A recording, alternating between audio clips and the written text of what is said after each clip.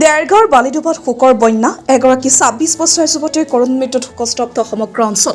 শুকুৰবাৰে গুৱাহাটীৰ বৰঝাৰত সংঘটিত হোৱা এক ভয়ংকৰ দুৰ্ঘটনাত মৃত্যুক সাৱটি লৈ নীলাক্ষী বৰাই এজন যুৱকৰ সৈতে এখন স্কুটিত থকা নীলাক্ষীক মুহূৰ্তে নিছিল এখন আল্ট্ৰাবাছে।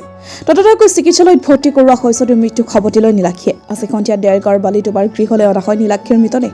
ইয়াৰ পিছতে সমগ্ৰ ৰাইজৰ মাজত কান্দোনৰ ৰোল। নীলাক্ষী কৰ্মৰত আছিল বংকল উপস্বাস্থ্য কেন্দ্ৰ সামূহিক স্বাস্থ্য বিষয়া হিচাপে। সাংস্কৃতিক দিশতো পাৰ্গত আছিল নীলাক্ষীৰ মৃত্যু বৃহৎ অঞ্চলটোৰ বাবে এক অপূৰণীয় ক্ষতি। দেৰগাঁৱৰ পৰা ৰাতুল হাজৰিকাৰ ৰিপৰ্ট, ডিজিটেল আছাম লাইভ। আচলতে এইটো এটা গোটেই গাঁওখনত এটা মৰ্মান্তিক ঘটনা সংঘটিত হ'ল। যোৱাকালি আমি যেতিয়া খবৰটো পাওঁ আমাৰ গোটেই গাঁৱৰ মৰ্মাহত হৈছে। সুন্দৰ এগৰাকী অমায়িক ছোৱালী আছিলে, যথেষ্ট শিক্ষা দীক্ষা আগবঢ়া এগৰাকী ছোৱালী। সেই ছোৱালীজনী আজি মৃত্যুৰ বাতৰি আমি যেতিয়া কালি পাওঁ, আমি যথেষ্ট গোটেই গাঁৱৰ ৰাইজ আমি ভাগি পৰিছোঁ। আৰু আমি এই বিষয়টো কিবা এটা ৰহস্য থকাৰ নিচিনা আমাৰ অনুমান হৈছে। মই বৰ বিশেষ নাজানো, তথাপিতো এনেই কোৱা মতে এই নীলাক্ষী গুৱাহাটীৰ এজন ল'ৰাৰ লগত বিয়া হোৱা কথা ঠিক হৈ আছিলে। আজি কিবা এটা ইণ্টাৰভিউ আছিলে, পৰহি গুৱাহাটীলৈ গ'ল আৰু সেই ল'ৰাজনৰ লগত কালি বাইকত ফুৰিবলৈ গ'ল।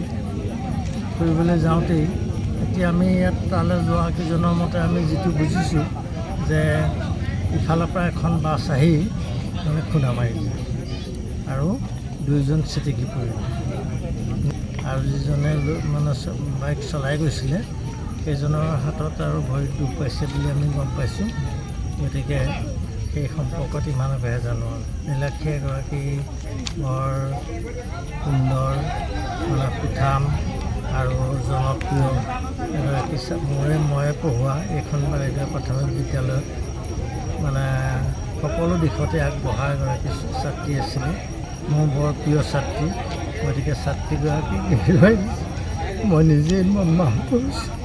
গতিকে ছাত্ৰীগৰাকী ইমানেই মৰমৰ আছিল আৰু ইমানেই আমাক শ্ৰদ্ধা কৰে।